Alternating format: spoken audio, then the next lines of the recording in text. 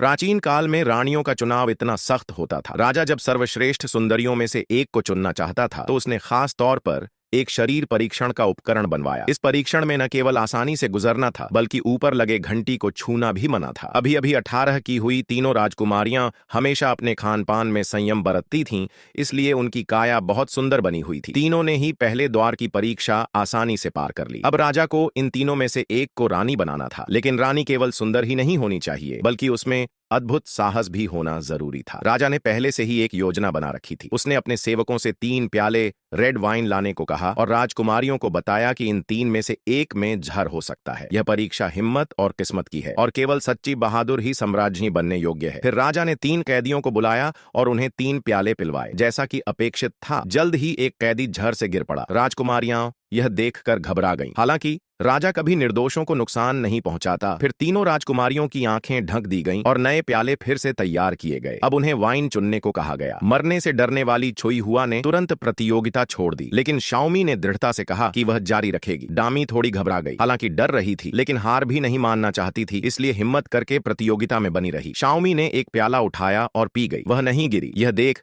Dummy और भी घबरा गई। बचे हुए 2 प्यालों को देख वह तय नहीं कर पाई कि कौन सा चुने। आखिरकार कांपते हाथों से उसने एक प्याला उठाया, मगर डर की वजह से फिर वापस रख दिया। उधर शाओमी ने दूसरा प्याला भी उठाया और पी गई। लोगों की सांसें थम गईं। फिर उसने तीसरा प्याला भी पी लिया। असल में उसे पहले से पता था कि शराब में जहर नहीं है। पहले जो कैदी गिरा था वह सिर्फ नाटक कर रहा था, क्योंकि उसने पहले से सुन रखा था कि राजा न्यायप्रिय और दयालु है। इसी तरह शाओमी की साहस और सूझबूझ से वह रानी